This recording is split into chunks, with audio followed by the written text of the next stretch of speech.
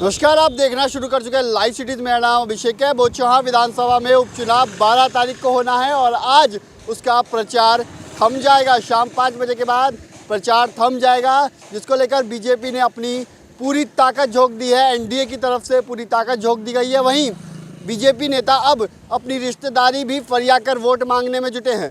कई जगहों पर आप देख सकते हैं कई मंत्री अपनी रिश्तेदारी फरिया कर वोट मांगने में जुटे हुए हैं और केंद्रीय मंत्री नित्यानंद राय ने साफ साफ कह दिया है। देखिए क्या कुछ कह रहे हैं रिश्तेदारी के सवाल पर।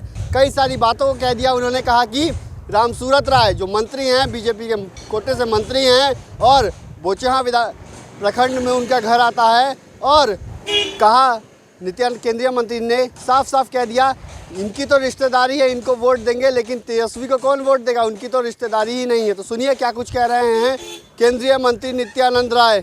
100% जीत, भारी बहुमत से जीत।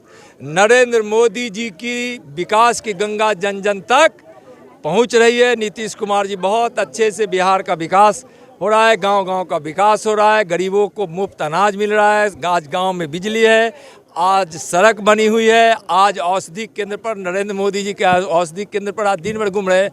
बहुत जो दवाइयाँ 1500 में मिलती है वह 500 में मिलती है, आज तो दिन भर घूमे। कई लोग ऐसे हैं जो आयुष्मान भारत से इलाज हो रहा है और लोगों को बहुत खुशी है कि नरेंद्र मोदी जी ने गरीब का बेटा भी अब IAS, IPS, डॉक्टर, इंजीनियर बन सकता है, अपनी भाषा में वह पढ़ाई कर सकता है।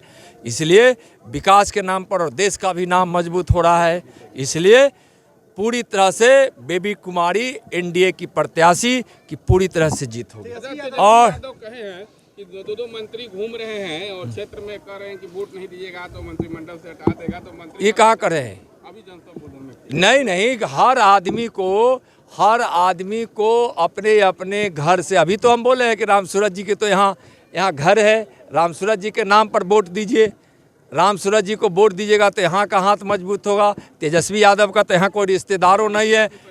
हाँ, रामसूरत जी पर कटाक्ष था, हमको मालूम है। तो रामसूरत जी तो यहीं छठ के पोखरा पर गांव भर के मिल के और बोचौहां का कितना सेवा ये लोग किए हैं, इनके पिताजी भी किए हैं और इनका तो रिश्तेदार है यहाँ, तो लोग वोट देगा। तेजस्वी जी का तो कोई रिश्तेदार नहीं है। तेजस्वी यादव कह रहे हैं कि महंगाई और भ्रष्टाचार से निजात मिलेगी अगर उनकी सरकार। अरे सुनिए ना, 15 साल के लोग शासन देखा है और वह भी 3 दिन का वह उपद्रव देखा है जो पिछले 2020 के चुनाव में, हाँ, एक जो एग्जिट पोल के माध्यम से उनको लग रहा था कि सरकार बन रही है। हम लोग को तो भरोसा था, प्रेस पर भी और पब्लिक पर भी, ठीक ना। तो हम लोग 3 दिन का वह उपद्रव भी बिहार देखी है कि लग रहा था कि तेजस्वी जी को लग रहा था कि ओथ होने वाला है और उन्होंने उपद्रव जो कराया बिहार की जनता 2 दिन में देखा है। 15 साल में भी देखा है और 2 साल में भी देखा है। अब लोग विकास को देख रहे हैं कि विकास मोदी जी ने किया है, एनडीए की सरकार नीतीश जी ने बिहार में की है। इसलिए लोग समझ रहे हैं कि हमको बिजली, घर, शौचालय, मुफ्त अनाज, आयुष्मान भारत से इलाज जो हो रहा है, औषधि केंद्र से सस्ती दवाइयाँ मिल रही है। और आज तो मैं घूम रहा हूँ, मैं तो रामसूरत जी पर उन्होंने कटाक्ष किया और कटाक्ष करने का मतलब यही है, तो यहाँ के कटाक्ष करने का जो उनका मतलब था यहाँ के लोग अच्छी तरह से समझ गए हैं। और तेजस्वी यादव ने जनाधार खोया है, इसलिए बेचैनी में ऐसा बयान दे रहे हैं। बेबी कुमारी की जीत, भारतीय जनता।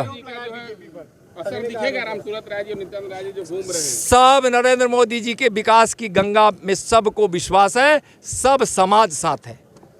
तो आपने सुना कि केंद्रीय मंत्री ने साफ साफ कह दिया कि रामसूरत राय की तो रिश्तेदारी है तो वोट मिलेगा, तेजस्वी यादव की तो कोई रिश्तेदारी ही नहीं है तो वोट कैसे में मिलेगा। तो बीजेपी के नेता अब रिश्तेदारी फरिया कर वोट मांगने में जुटे हैं और बीजेपी ने अपनी पूरी ताकत झोंक दी है। 35 विधायक और मंत्रियों की फौज के साथ साथ उप मुख्यमंत्री समेत केंद्रीय मंत्री भी इस चुनावी में लगे हुए हैं और बीजेपी प्रत्याशी बेबी कुमारी को जिताने में जुटे हुए हैं। ऐसे में देखने वाली बात हुई जब चुनावी नतीजे आते हैं तो बीजेपी के मंत्री काम आते हैं। मंत्रियों की ताकत क्या होती है ये देखने वाली बात रहेगी जब नतीजे आएंगे। अगर बीजेपी के पक्ष में नतीजे आए तो ठीक है, लेकिन अगर पक्ष के खिलाफ आए तो देखने वाली बात होगी कि इतनी मंत्रियों की फौज उतारना क्या सही था, क्या गलत था। तब तक के लिए बने रहिए लाइव सिटीज़ के साथ। हमारे यूट्यूब चैनल को सब्सक्राइब करिए, फेसबुक पेज को लाइक करिए।